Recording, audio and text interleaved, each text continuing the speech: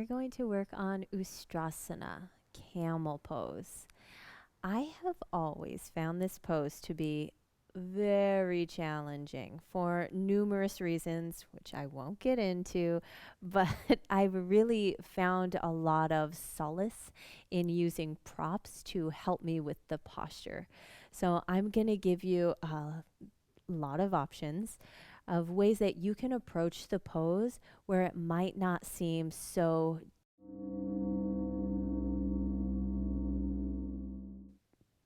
difficult for your natural body shape to try to attain this standing on the knees back bend shape.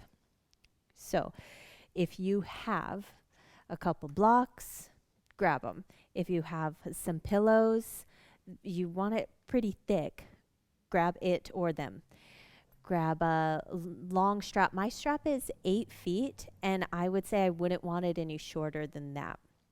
You might need a little bit longer, or you might need a little shorter, depending on it's going to go over your shoulders and be like a backpack and help us get our shoulders into alignment. So maybe you tie some couple of things together and make it longer. And I like a blanket underneath the knees. Additionally, I'm going to use the wall. So I've got a lot of things here for you. The first one is getting your shoulders into good alignment. So if you've got that nice long strap, the pose is here, right? We're standing on our knees and we're trying to accomplish a back bend. So I would take the strap to my bottom edge of my shoulder blades. And then from there, I'm grabbing a hold of it and sweeping it up and over my shoulders. So now from the front, I have these little straps. And then I'm crossing it in the back. Okay? So what that does when I pull on it is that it pulls the bottom edges of my shoulder blades forward, it lengthens the front of my chest, and then it pushes my shoulder blades onto my back. So give it a go. This is actually my favorite of all of these things that we're going to do. So if possible, try it. Curling up and open, and then you just have this nice broadening in your upper back. And then I would maybe proceed to hold the strap as I curl up and over and put my hands on my thighs. Or maybe I would just hold it like this if I'm having kind of a sensitive low back day. Okay? That's option one. Option two is when you're starting to get up and into the pose, you might find that your lower back wants to narrow. And in order to prevent that, you can take a block as high up as you feel comfortable going. And it's, my teachers always say it's like a Pez dispenser. Like you're trying to press the block back in space, right? So another way of thinking about this is that your thigh bones are trying to turn in a little bit, just to keep the width in your back of your thighs. Okay, so you would squeeze onto that block with the front of the inner thighs. With the front of the inner thighs.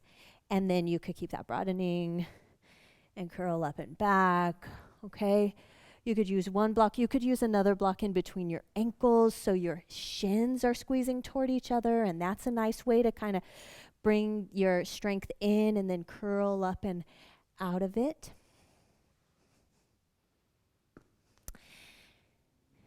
You would use the pillows on the top of your legs.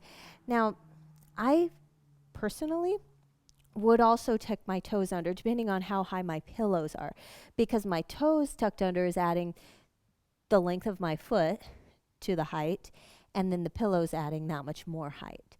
So if I have a hard time reaching my heels when I move into camel pose, then I curl up and over, and then I have this nice pillow here. And it's so cozy, but it's also allowing me not to have to try to reach further than my body's comfortable reaching.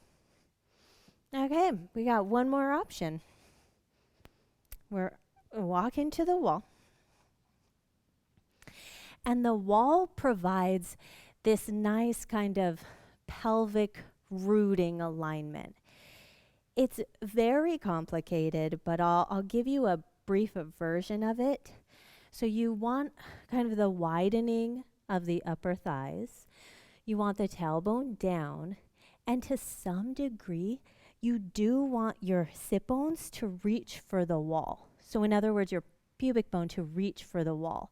And then out of that, you're curling up out of the pose. So this wall support provides you a point of reference for the direction your hips want to go into, as opposed to this kind of thing happening where we curl into it and then our hips kind of sit back with us and then we just lose the foundation in our legs.